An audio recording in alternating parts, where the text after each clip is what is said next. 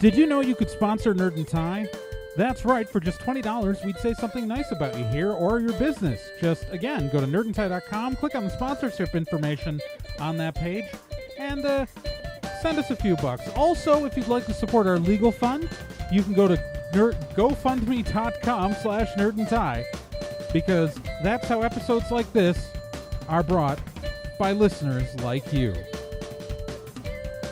On this episode of Nerd and Tie, we make our triumphant return to video on YouTube. Anime News Network has been hacked. Disney's going to be leaving Netflix in 2019, starting their own streaming service. Netflix bought Millarworld. Angry Goat Productions wants to put a thing on a train, and they're not even using their own real names this time. 5 GeekGirlCon staffers resigned, citing reverse racism of all things. And Otakon closes their artist alley after a roof leak. All this on, this episode of Nerd and Tie. Oh my God. How you guys doing? Yeah. Well, technically we've been able to see each other this whole time, but the people at home can see us too now. Mm-hmm. As we are using our new setup here, which is remarkably not killing my CPU, which is kind of a miracle. Kind of a miracle or a super miracle? I'm still quitting programs because we're still over 90%. I am not kidding. Technically, we're in the 80s right now. Let me tell you, we are now officially offloading the Skype into another computer, and I've resorted to using a video capture card to, if people at home, you have to understand how you can't see how ridiculous this is, but it is utter ridiculousness what is going on here. There's a whole monitor. I have Nick and Gen staring at me on 3 screens, literally surrounding me. No matter where I go in this office, it has eyes looking at me. It is terrifying. We're watching you. What have I done? But with that in mind, we've got a show to do here, and Indeed, we do. I'm pretty sure all the audio listeners are like, you guys sound the same. What do you guys? Shut up. Get to the news. I know. So the big first piece of news we have this episode is, of course, that geek news site Anime News Network got hacked this week. That's weird. That is huge. So earlier this week, people trying to go to animenewsnetwork.com were not greeted with the friendly website that they're used to. I don't know how to describe Anime News Network as that thing that exists. So it's a good site for getting your anime news. Yeah, no, it's a thing. It's fine. It's fine. That's. But yeah, no, they were super not available to people earlier this week. And so apparently, and not only was the site taken over, but also their @anime Twitter handle, along with a couple of their Twitter accounts. And what it turns out is that hijackers effectively. So what they did was their DNS records got hacked, and their web. So effectively, what happened was that the hackers intercepted the AnimeNewsNetwork.com domain. They didn't hack the server; they just hacked the domain name. But that let them then intercept any emails sent to AnimeNewsNetwork.com. So if someone sent an email,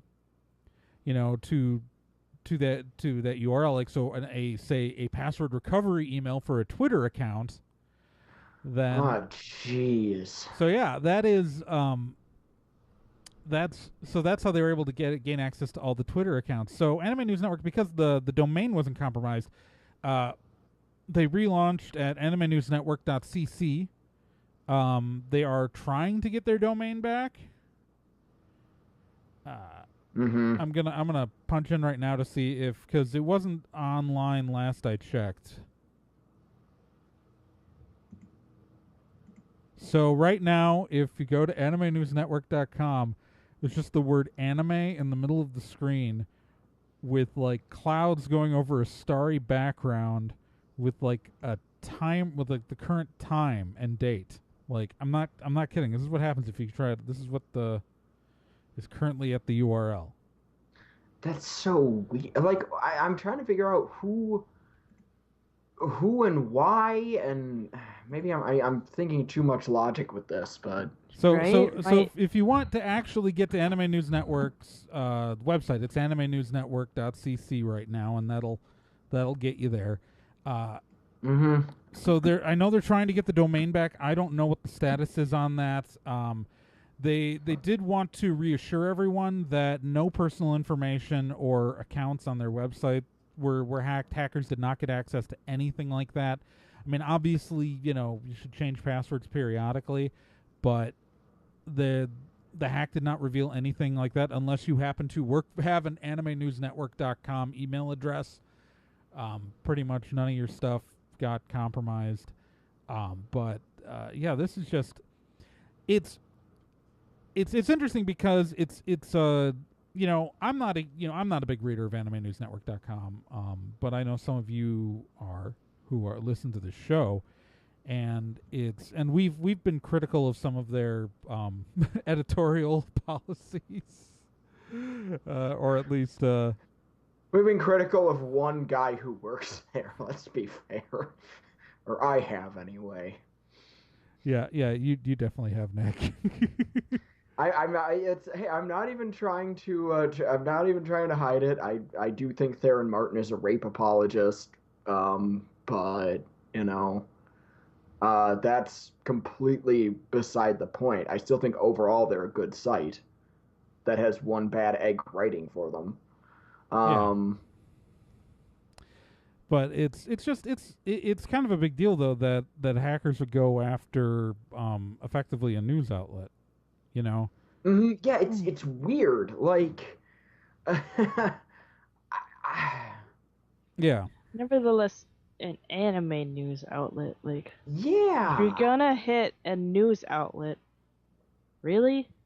Well, it may just be because of opportunity. It's often with this stuff. It's just if they found an opening and took it, it really could have been anybody. Yeah, maybe I'm thinking too logically when it comes to being a hacker. Like, I mean, I don't know why hackers do what they do. It depends on the hacker. Some do it to prove that they can. Some do it to, some do it to prove they can. Some do it because they want to cause problems. Some do it to prove a point, and some people are just dicks. I mean, right. I shouldn't be surprised. Some people are dicks, and that is the way the universe works, man. So yeah, no, it's a big deal. ANN got hacked, and please, hackers, leave us alone. Yeah, no kidding. I hope my security's better than theirs. Or at the very least that people are less motivated to try to destroy us for no good reason.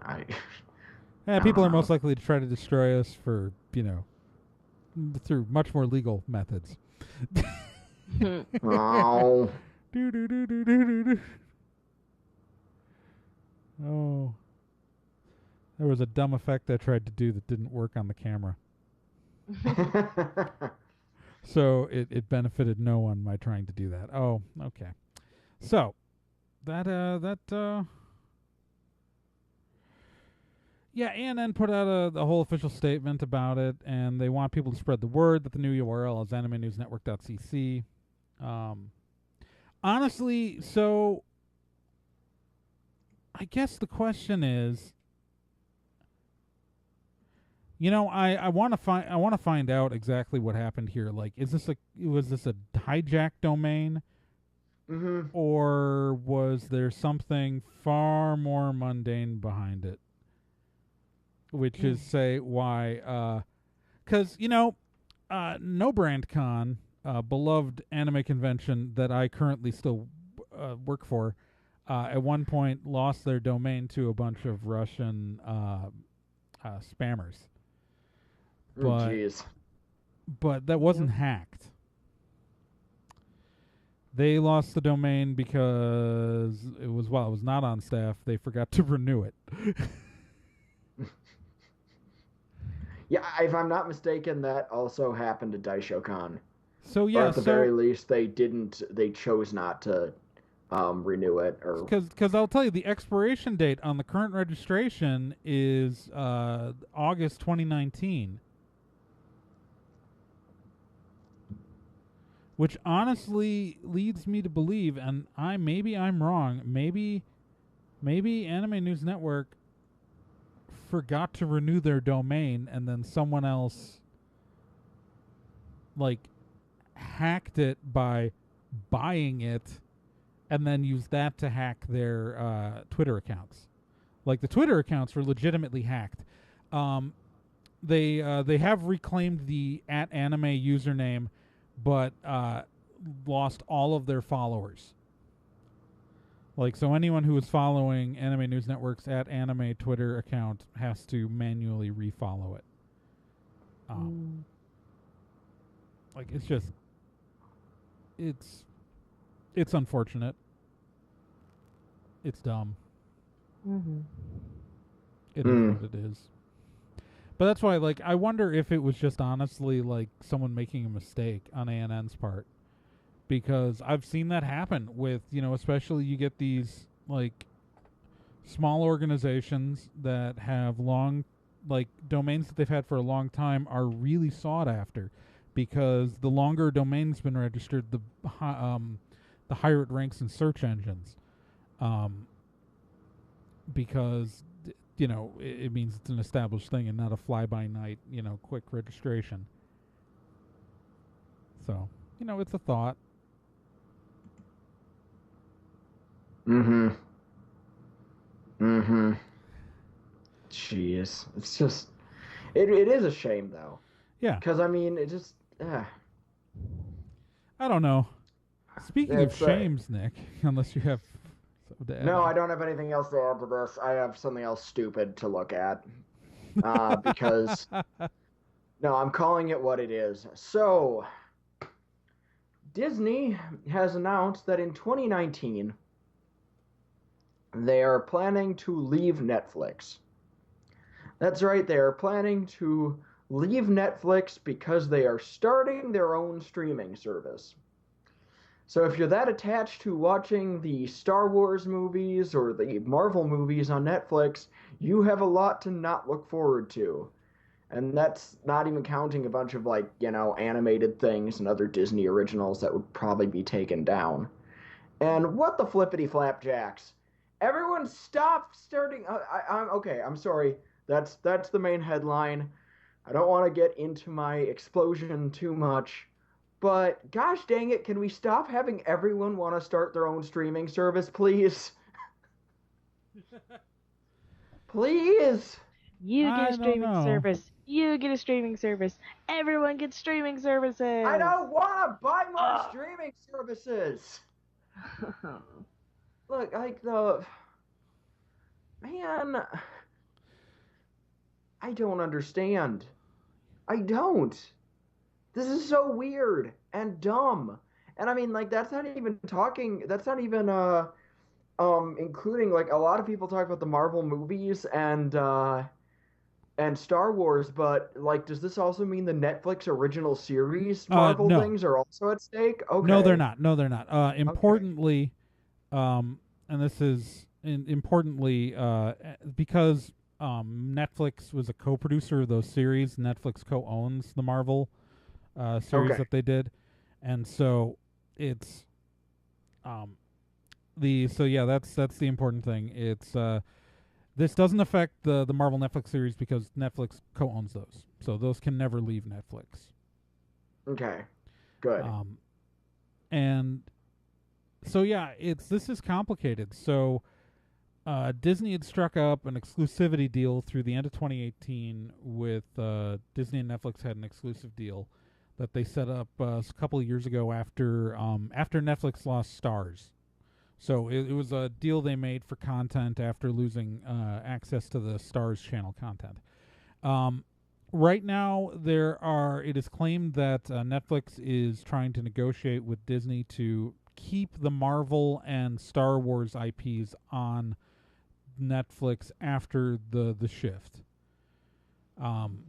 Netflix is right now aggressively trying to negotiate to renew deals just for those IPs because they're such a big part of their streaming, and so we're gonna see what happens with that. I mean, there's a good chance it could leave entirely, but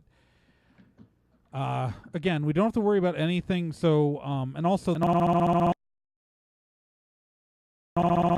encouraging for the future of Netflix shows that are Marvel Netflix shows. It's not encouraging for those, but as those are produced as kind of a joint production thing, it means that as those are produced by Netflix, it shouldn't affect the future going forward of future Netflix Studios productions for Marvel IP.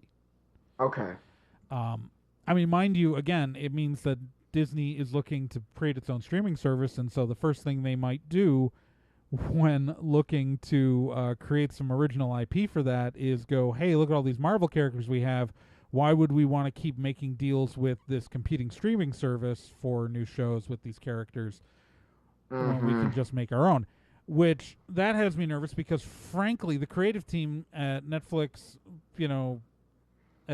is what's created these brilliant shows. The Defenders is going to premiere in a week from when we're recording this, less than a week from when we're recording this, and I can't imagine. I mean, if you look at the Marvel TV stuff that's been produced in house, I've enjoyed it. Like Agents of S.H.I.E.L.D. and Agent Carter, these have been very good. Don't get me wrong, I'm not complaining about those, but they're very different. And we do know that and also you have to ask then if Disney is also creating its own streaming service, how is it going to affect the upcoming Hulu original series like Runaways? I was just thinking about that because that's affecting the Marvel stuff. I'm also wondering because frankly, there's a lot of Disney-owned stuff that I watched on Hulu, and would kind of be I'd right be now more than kind of bummed to see that right now Disney and Netflix have an exclusive deal for like first release, but Disney, there is Disney content on Hulu. Like you can watch Disney movies on Hulu right now. Right, but I'm wondering like the only place where I was able to watch Gravity Falls was on Hulu. Well, yeah, especially since they don't have a disc release of that. Yeah. Only select episodes have been released on disc for Gravity Falls. And that's infuriating because that's a series I want to own forever. And while I have access to every episode through Hulu right now, I'm honestly considering pirating it to have a local permanent copy. Not because I want to, but because they won't sell it to me. And I am paying, even if I did that, I'd still watch it through the legal means that I had access to. But I'm like, I want a physical copy that's offline. Same. I feel the same way. And I've recently... And if I have to resort to using the DVD burner on my laptop, by God. And while we're... Yeah. And I mean, while we're talking about quality cartoons out in the right now, I mean... all of the episodes of Star vs. the Forces of Evil are not on Hulu yet. And yeah, I'm not entirely comfortable with the idea of it eventually getting taken down because Disney has its own streaming service. Yeah. I'm not a fan of this at all. Same, but everyone knows that I hate this because I keep expressing how much I hate it. Yeah, and honest to God, I'm not going to sign up for a stupid Disney streaming service. I'm not. I'm like, this is the whole thing. Like, okay, so I pay. I'm a cord cutter. I pay for a lot of stuff. You know, I pay for Sling. I pay for Netflix. I pay for Hulu. I pay for Amazon Prime. I refuse to pay for CBS All Access. My plan is to wait for the whole season of Star Trek Discovery to air and then pay for it for like a month and watch the whole thing and then cancel. That's my plan. Is it necessarily like the most like great for their business? No, but it's legal. It's totally legal. Like, you know how I'm watching Twin Peaks right now? Is I watched the first 13 episodes over a Showtime free preview weekend, and there's still 5 more that are gonna. Well, one more is airing tonight since then, and like so, like there's gonna be 5 more. And what I'm gonna do is sign up for the 30 free days of Showtime through Hulu once the rest of the season airs. And then watch those and then cancel that free trial. Legal. Completely legal. But I'm not signing up for another $10, $15 a month. I won't. Like, it's the whole reason why I'm doing this right now is so I don't have to pay for cable. Right? Like, this is my cable. I'm not adding a Disney package. Right. No, same. I don't... Yeah, I have... I like being able to just have all my shows on a couple streaming services, and even that, I honestly... I just stopped watching anything on CBS. You could tell me that this is lazy, but I don't even really enjoy switching between streaming services. When I have to switch between Hulu and Netflix, I find that very annoying. Well, I mean, I do it all the time, but I find that annoying. Do you have a Roku or?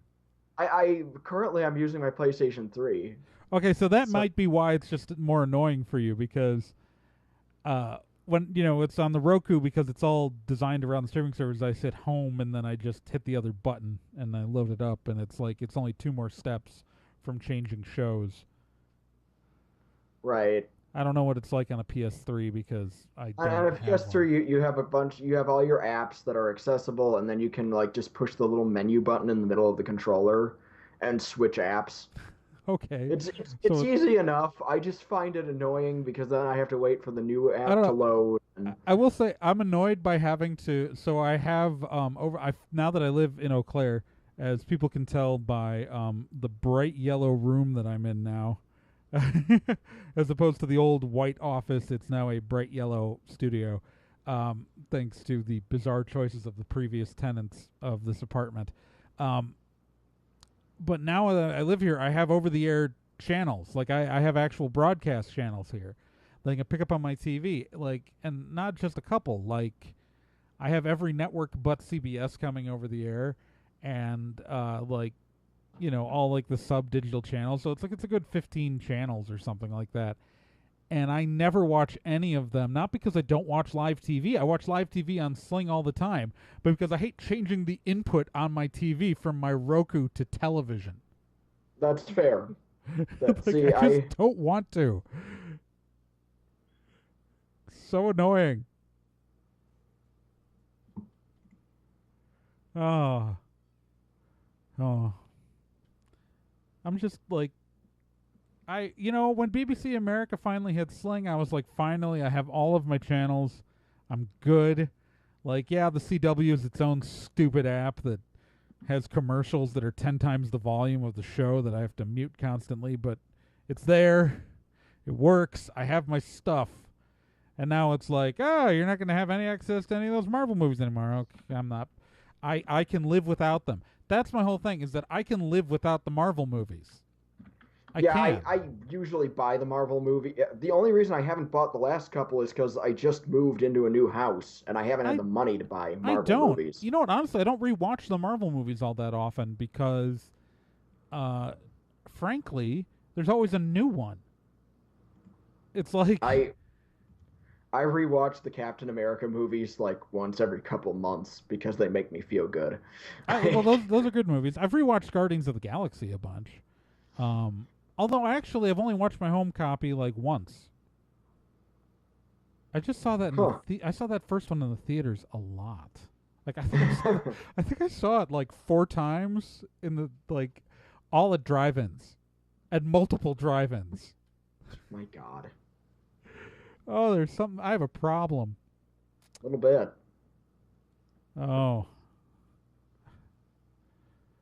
Oh, but so Netflix losing all of that IP, they've got to be looking for something to add to their catalog, though, right, Gen?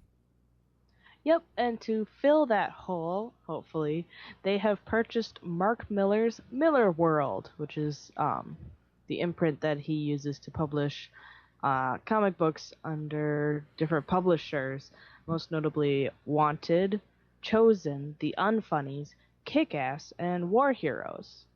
So it gives the streaming service and studio the ability to make films and television series based on his work without having to pay licensing. Except for Kingsman, because those rights are elsewhere. Kingsman and Kick-Ass's rights are elsewhere, and Kick-Ass, too. yeah. The two biggest names on that list, the rights are tied up with other studios. Oops. They can use all the other stuff.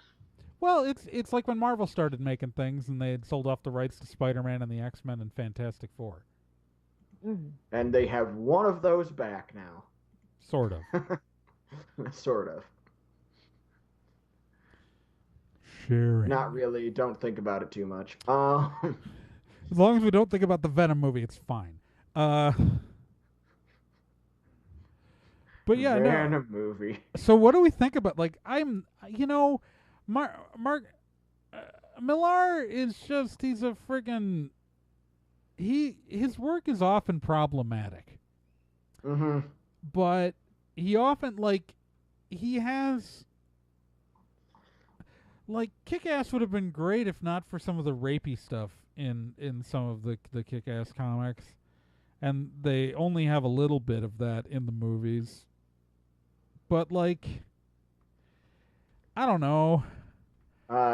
Kingsman would have been nigh perfect if it weren't for a butt sex joke and a the butt sex princess, yeah, and a tasteless riff on the sitting president at the time. But yeah, but I'm like, so it's like, I guess it depends on how much Millar is actually involved in the producing of things based off his work.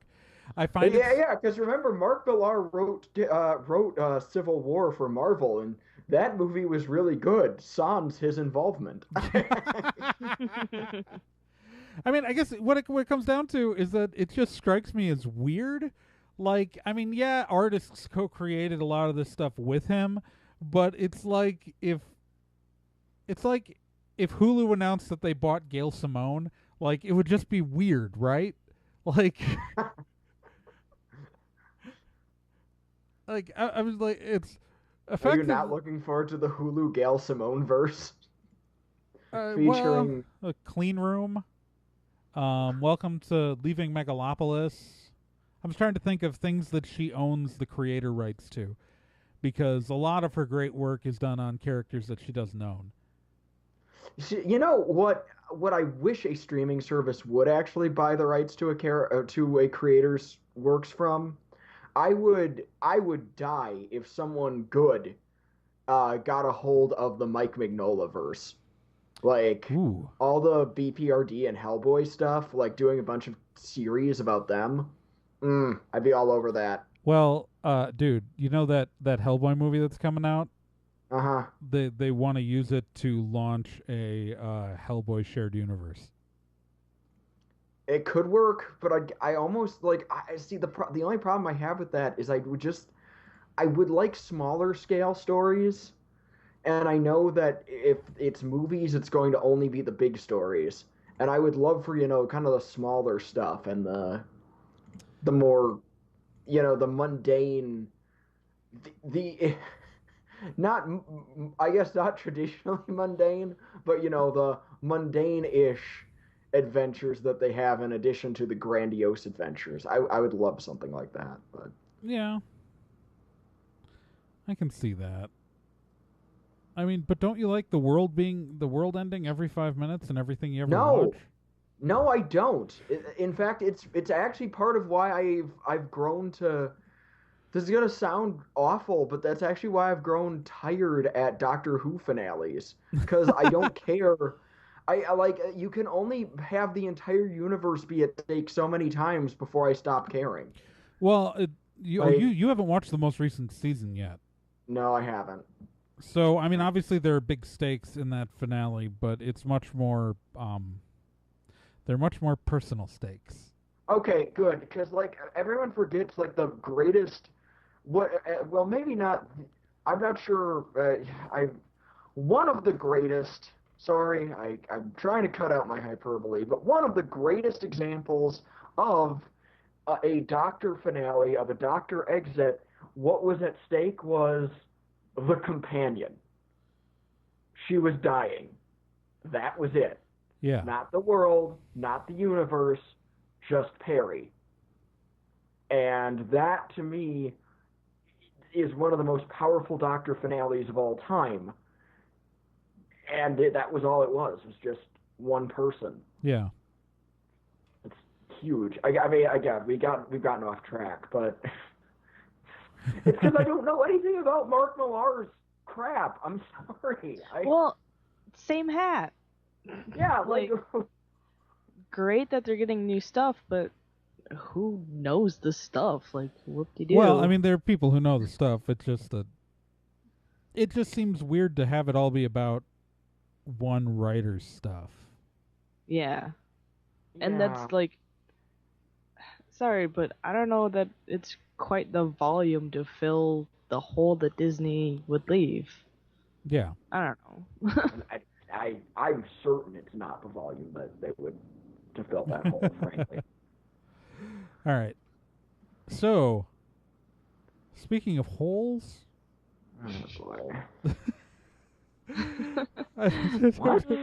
I don't know.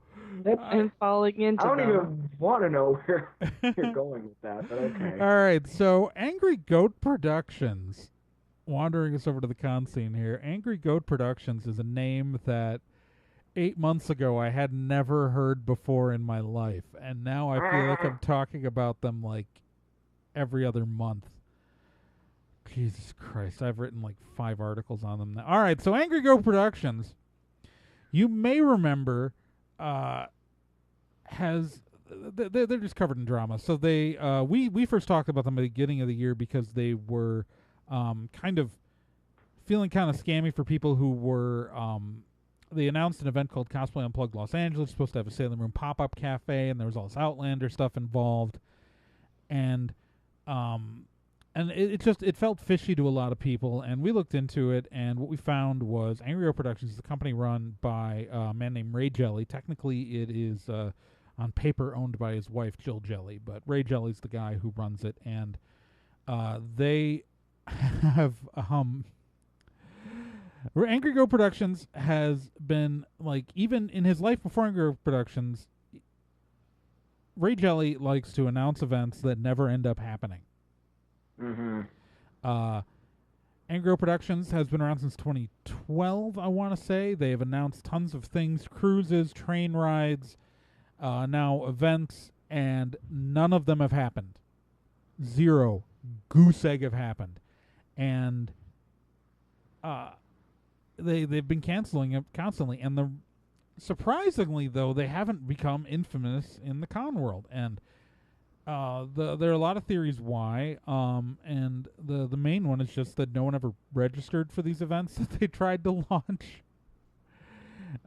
But in their constant re-announcing and recanceling things earlier this year, especially with the Outlander events that they announced, there are people who have, like, I know one Outlander group of fans is out like $7,000 that they're not seeing in refunds because of a canceled event, and they're trying to get their money back.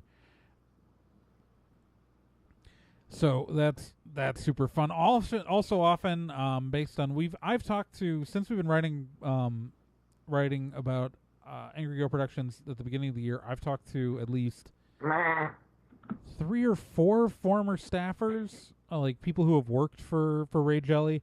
And the thing is that apparently no one gets paid unless the actual event happens. Mm-hmm. So we've got a bunch of unpaid employees, at least in their contracts. Anyway, so they're kind of infamous and have been gaining a reputation.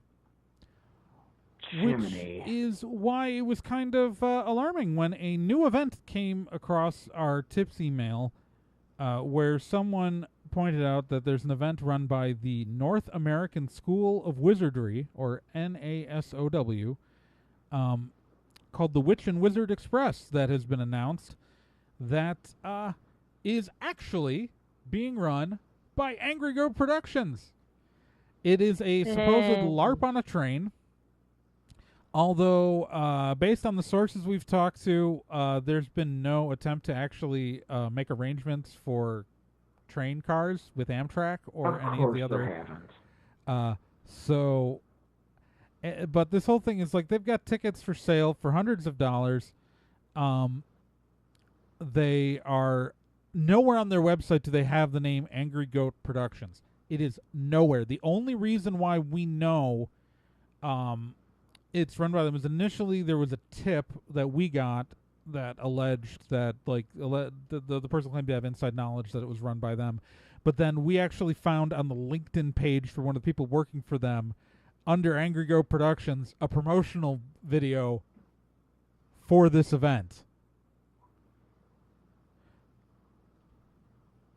So it's sorry, I'm hearing something outside my window and it threw me off. It is just this insane ridiculousness. But there is no, like, the whole thing is the website claims it's being run by a company called LARP Adventures or the North American School of Wizardry, or NASA. And I went and searched the State of California Secretary of State's entities listings, and there are no registered companies under those names. And they are not legal aliases of Angry Go. But so here's the fun thing. So if you call the phone number listed on the website, 8777-WIZARD, you will get a voicemail without an outgoing message. So it gives you no company information. But all of this, all of this at first just looks like standard, like, Angry Go Productions is terrible stuff, except if you look in their legals disclaimer, they explicitly say there are no refunds even if the event gets canceled this time around. See, the Outlander fans have been fighting to try to get their refunds, and because that Outlander live event supposedly had a refund policy. This time they're saying even if the event gets canceled, there will be no refunds. So, like, as far as we can tell, the train cars probably, it doesn't seem like they've been reserved yet. I'll say yet. It's a company that has never run an event, even though it's been around for years. They have a history of canceling events. Even the events that they said there'd be refunds, they did not issue refunds. And they explicitly are saying there will be no refunds for this, even if it doesn't happen. And so a company that always cancels events is saying that there will be no refunds, even if it's canceled. I'm saying that, look, I used to want to give Ray Jelly the benefit of the doubt that maybe he was just really bad at this. You know, maybe, but this is getting, this feels deliberate, that no refund policy. And I mean, and maybe I'm wrong. Like, I don't want to accuse him of anything, but, like, it makes you wonder. And either way, especially 'cause, yeah, people need to steer the frick clear of this thing. Yeah, because it keeps happening. Like, there's a pattern emerging here. Yeah. Like, just don't. It's not the first time advice. It's not the first time, by the way, that Ray Jelly's announced an event on the train through Angry Go Productions. They're supposed to have the cosplay train ride in 2016 to Comic-Con, and that was supposed to be emceed by a cast member of The Hobbit who was, last I checked, suing Ray Jelly, and I don't know what the lawsuit's about. Oh dear. But based on what I've been able to glean, it seems like it was about the promotion of that event. Oh dear.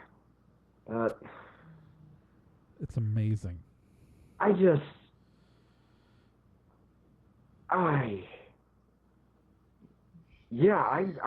overwhelmed. It's just a big pile of heckin' do not want. Yeah. Just no. So what's really funny is that Nick doesn't know this, but his video is completely out of sync with his audio. Oh, awesome.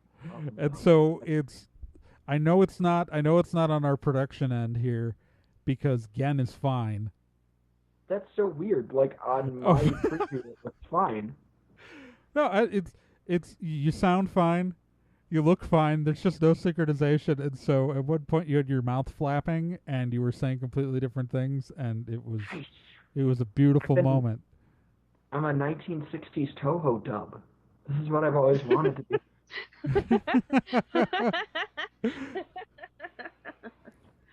My time has come. Oh, hey. Oh no. Sorry, it's something funny happened on my end. There we go. So do we have anything more to add, or do I have to move on to the next stupid thing in Con World? I mean, it's your time to shine. It's my time to shine, and someone else's time to be. It's my time to shine, and someone else's time to be. Sorry, I just dubbed you. So GeekGirlCon is they've been going on since 2011. They promote women in science fiction, video gaming, that sort of good stuff.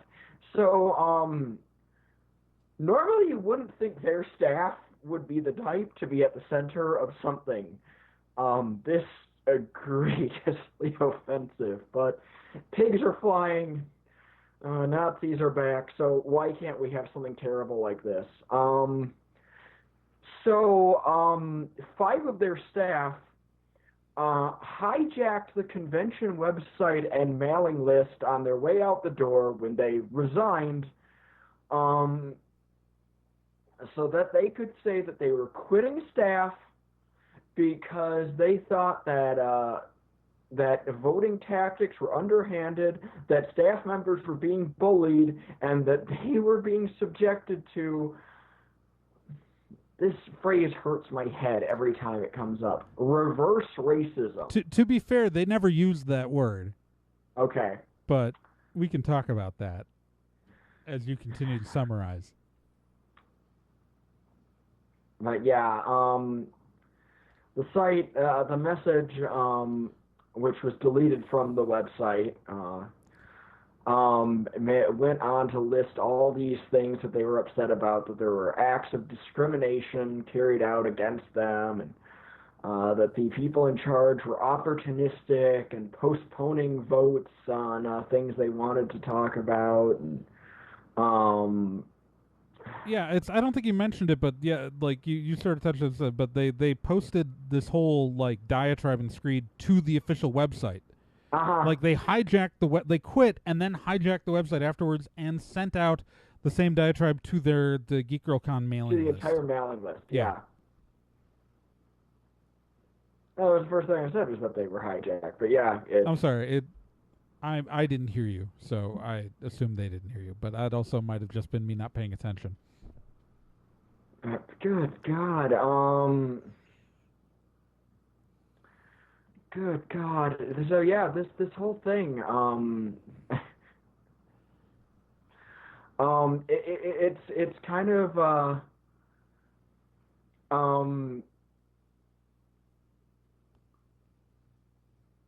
it's really weird. Like I'm kind of speechless. So we should probably. Sorry. Yeah, go ahead, Trey. No, I was going to say we should probably explain that the executive director of GeekGirlCon is a woman of color, and the 5 members who resigned from the ConArps team allege that the executive director, again, this woman of color, was effectively being racist.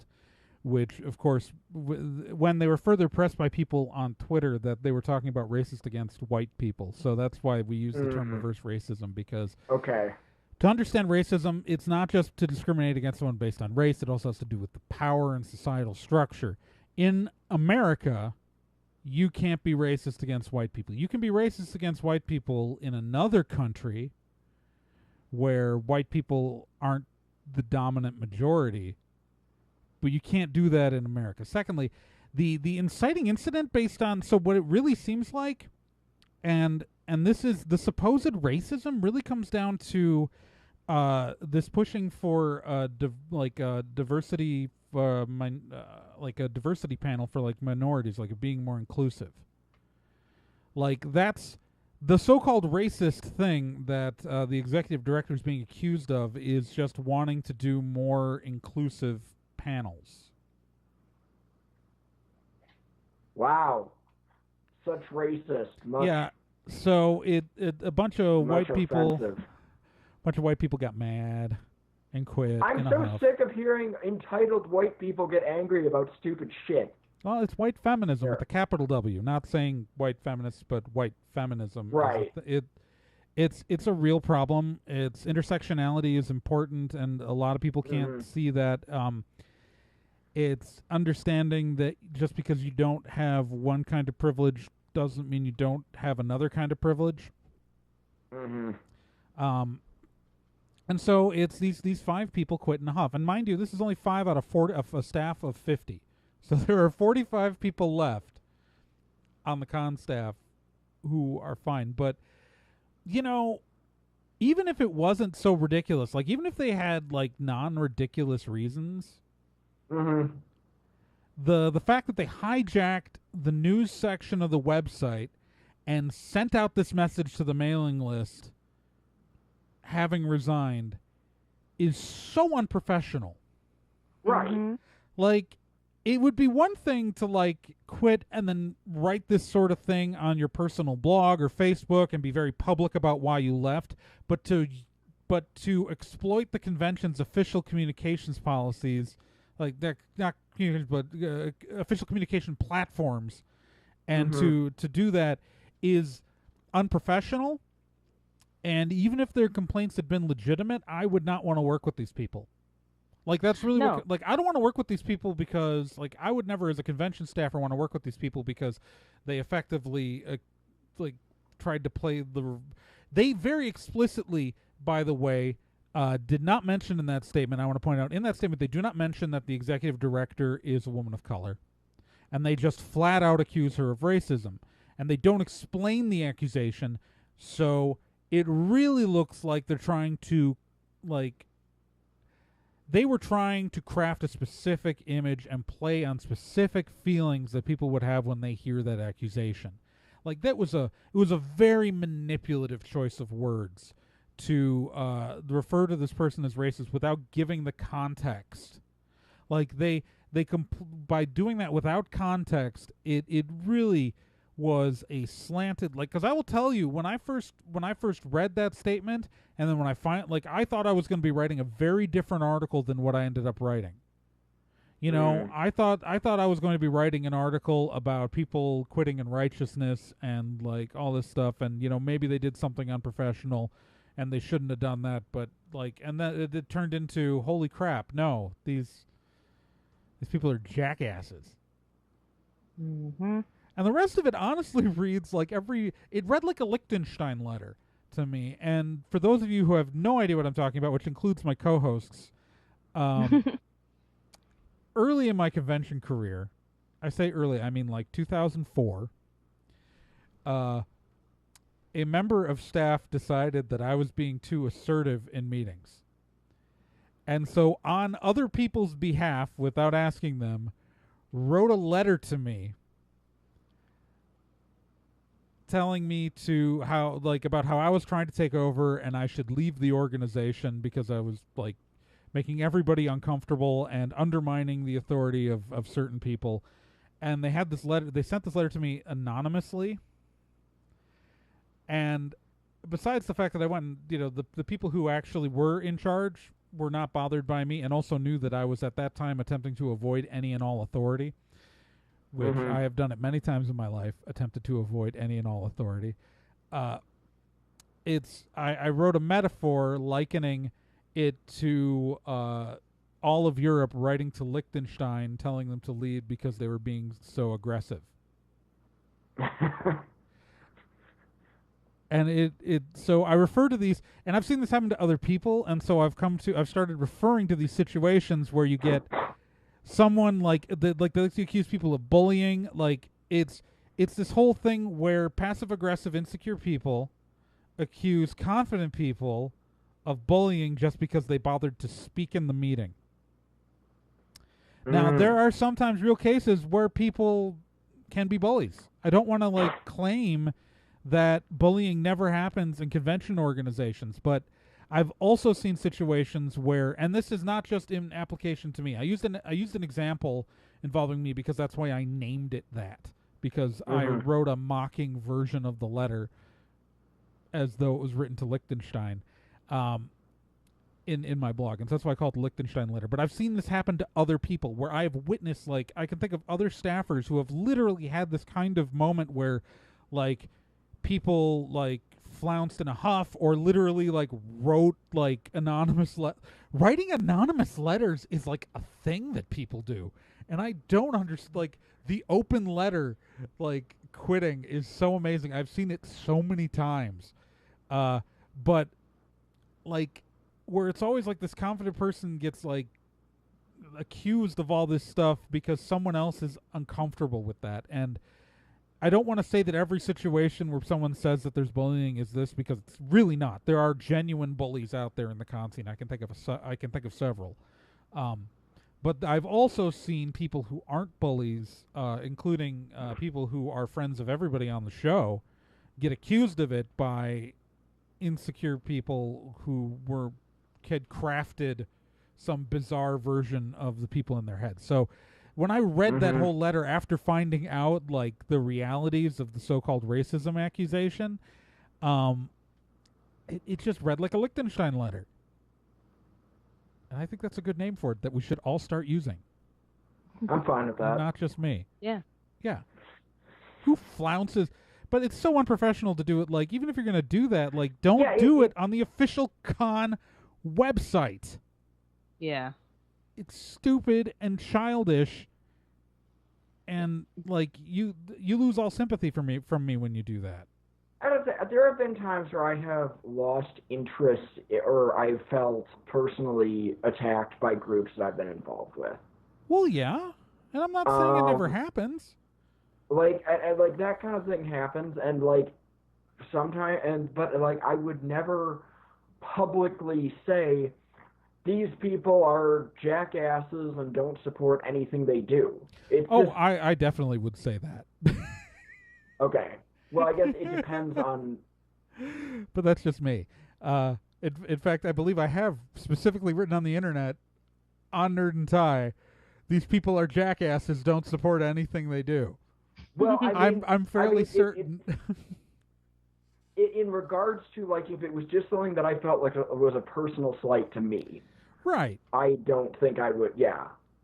Well, yeah, and there's, and again, I know I can think of genuine bullies in the con scene.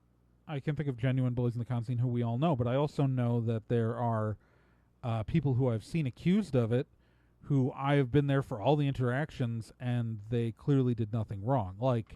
It's, I don't want, the problem is I don't want to name names, because, the only reason I want to say something is because I was, I know if I mention this person's name, everyone in this room would be that person would never bully anyone.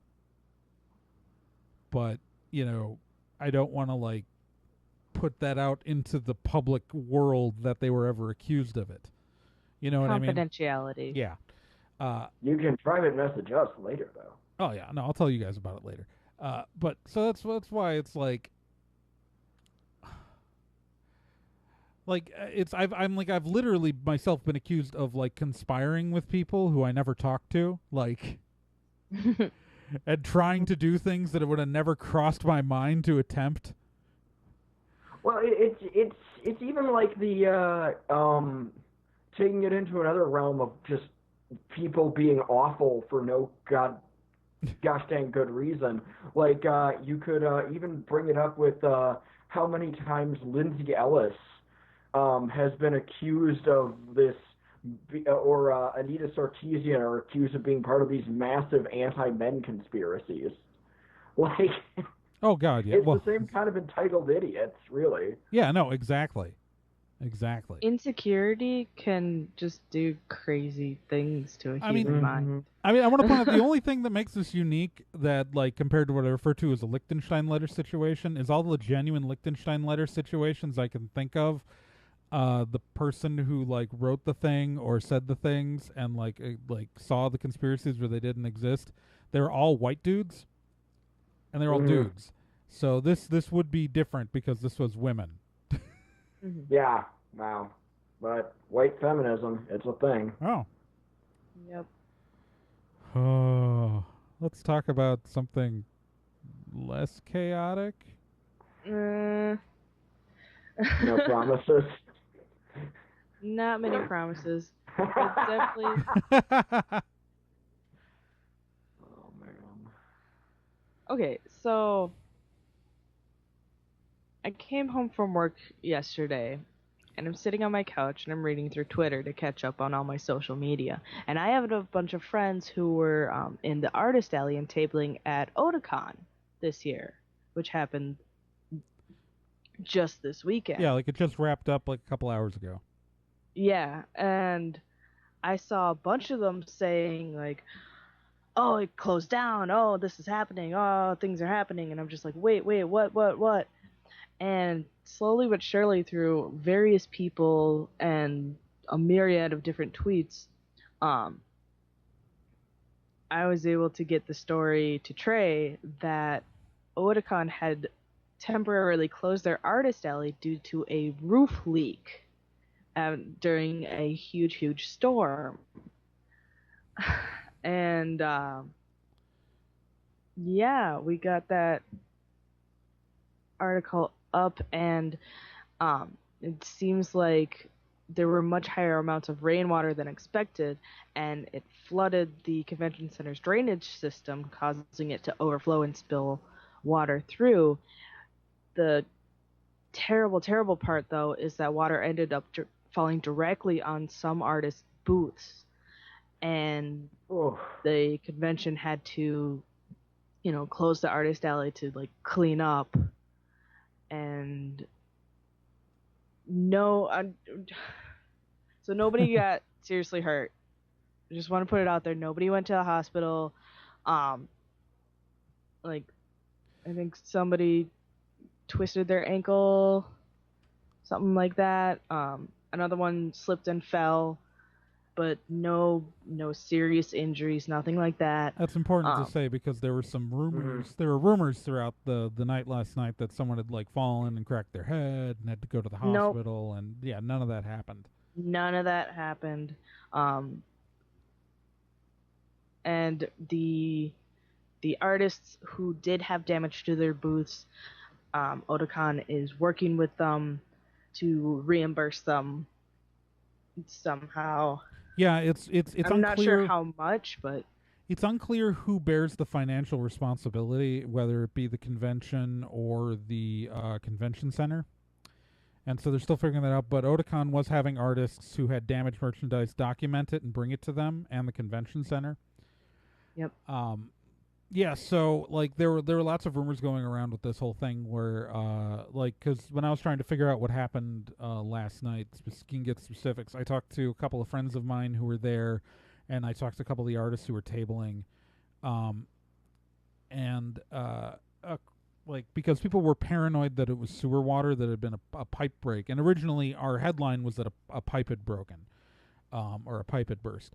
What it was is that due to the torrential rain of a storm that hit the convention center on Saturday night around 8 o'clock, the ceiling drainage the roof drainage system for the convention center overflowed and poured water into the artist alley. That's what happened. It was an overflow of so people were paranoid because the water was coming out brown because obviously there's a ton of dirt on the roof of a building. Yeah. Um, Just dirty water, It's just not poopy water. not poopy water. So, I mean, maybe some This bird one, poop, but not poopy water. yeah. So, the convention, like the Artist Alley co-head came out and wrote a whole thing in the Artist Alley Network International thread about this.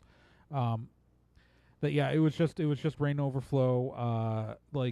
People helped move some of the artist stuff out of the way and like prevented a lot of the damage to the booths. And that's why if you'll notice the title card for this episode, which we had up earlier, is a shot that we got from one of the artists of the convention security investigating the water leak.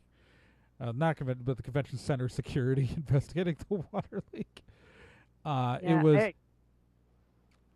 I heard about one artist who someone was there and had a tarp and like threw it over the table as soon as possible. So. Oh jeez. Yeah, the convention center thankfully reacted really well. The con reacted appropriately. They're gonna do what they can to reimburse artists who had damaged stuff. This is.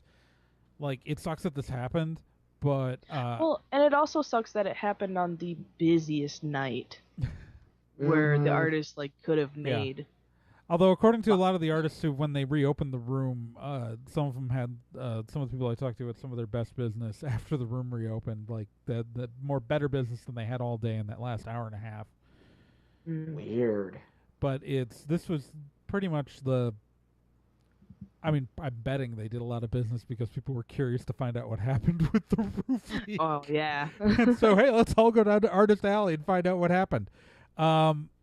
They apparently moved the tables that were under where the leak had been were moved over by, like, the autograph area. That's where the artists were relocated to. I want to say, though, that, like, Otakon staff, like, I think deserves to be applauded because they did everything that they could do right in this situation. I think this is a new facility because they used to be in Baltimore, and is this their first or second year in D.C. or third? I think it's their first. Yeah. So the relocating to D.C. is a new convention center, and obviously there are new pitfalls, and, I mean, having a rain drainage system overflow into your convention space. I've had that happen. We had that. That's one of the reasons why No Brand Con left one of its venues was because that happened in the VGR. And that that's why they initially moved from the Ramada to the Plaza when they were still in Eau Claire. And there was also water coming down on the staff room in that place. There was just water coming down. That hotel was in terrible condition. I know. Let me put it this way. Those rooms were so bad that when the current owners, the Lismore, renovated the building, rather than renovate those rooms to rent them out again, just sealed them up. They just, that's how bad those rooms were. But, so, I think, it's kind of a big deal for something like this to happen to Otakon. Especially considering how established that convention is. I mean, they've been around since '94, I believe is their first year. I mean, they are one of the longer-running anime conventions in the United States. I don't know who, what the oldest is, but the fact is, when you start talking about the '90s, it's old for it's anime cons. Old. Yeah, no, it's like that's kind of amazing.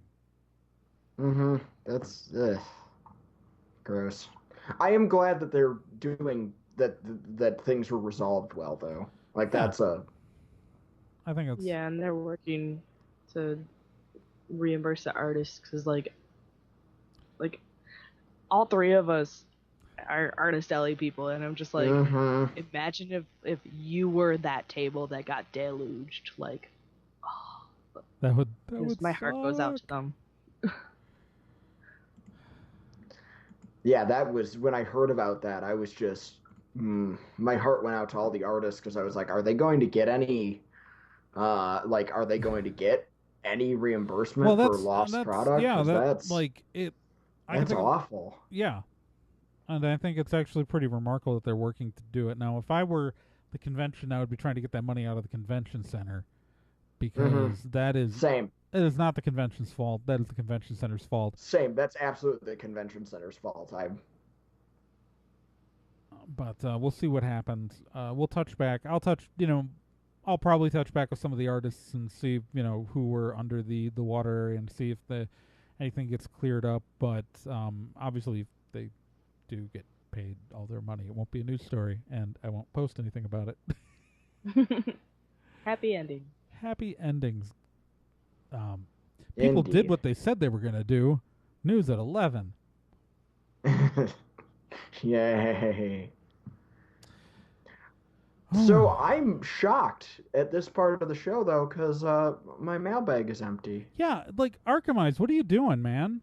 You're dropping the ball. I mean, jeez. Archimize and Langland, you're letting me down. You're letting the team down. You had no opinions for 2 weeks? Brenda, catch up on the show so you can write something. Anyways, so it's so we're gonna have to jump straight to the Vomit Head Steve challenge in all of its glory. And I accidentally disabled that, so I have to hit the button. There we go. Sorry. Moving on to the Vomit Head Steve challenge, which is the part of the show where I read from a book, and the challenge to you is to guess what book it is I'm reading. Now, if you guess correctly, you get added to the Hall of Awesome. The benefits of the Hall of Awesome are as follows. 1, we list your name on our website. 2, we read your name aloud every episode. And 3, nothing else, but I can't stop myself from saying the number 3. The current members of the Hall of Awesome are as follows. Archimize, Zero, Ren Innocenti, Cheesy McDamu, Krista, Slithery D, Shameless Otaku, The Random Ramblings Band, Corfan, Capito, Chris Graham, Lilysaurus, Paper Godzilla, Kavzi, Minnesota Librarian, Sean Orange, Keith Shizuo, and Sakura Sunset. Yeah, Random Ramblings Band, you haven't written in. What the heck, man? What the heck? All right. All right. So the current book that I'm reading is, let me pull up a page here on my handy-dandy iPad here. We've been reading from this book for a little while, and so I'm going to read your line for this episode right now. The captain is eating coal tar. The captain is eating coal tar. If you know what book that's from, go to nerdandtie.com, click on the contact form, and tell us, or talk about anything else. Tell us your thoughts, your hopes, your dreams, how weird it is that I'm now sitting in a yellow room, how glad you are to finally see Nick and Gen's faces again after all this time. Any of these things and more, go to nerdandtie.com/contact and tell us there, or you can call us at area code 414-375-0480 and leave us a voicemail, and we would play that here. And we would all get to hear your lovely, wonderful voice, and, that would just be wonderful, and dreamy and exceptional and full of cheese. Right? Indeed. And with that, though, I think it's time that we start to wrap the show. Yeah, we should call this a quits. It's been a weird week. All right, so I recovered from being sick earlier today. That's exciting. So no one wants to know what kind of sick. Trust me. Remember to subscribe to this podcast on iTunes, on Stitcher, on Google Play, or anything else that can take an RSS feed. You can subscribe via the feed listed on our website, nerdandtie.com. Also, feel free to rate and review us on iTunes and Google Play, because that's a thing you can do that'll make you feel better. You can also subscribe to our videos on youtube.com/Tragorn, and if you're watching that there, click subscribe, hit the little notification bell, be a dude. You can also find other videos besides the podcast there, but also you can find all of Nick Izumi's videos at youtube.com/Nick Izumi, and click the subscribe button there, click the bell, and tell them how great you are. Remember, you can support us financially by sponsoring the show, either at gofundme.com/nerdandtie through sponsoring podcast episodes on our website, or you can buy anything on like Society 6 and things from Ocelot Dude to support Gen. Nick and I are on Patreon. I'm patreon.com/TRAEGORN. Nick is patreon.com/Nickazumi. Nikazumi. Yep. I spell mine out because my real name and my Patreon name are one letter different, and so it has to make sense. But I'm Trey Dorn. I'm Nikazumi. I'm the Genjamin. And say your catchphrase, Nick. Keep on spocking in the free world. Dance party. Bye. We're dancing again. Yay! This is weird. Tell me a lie.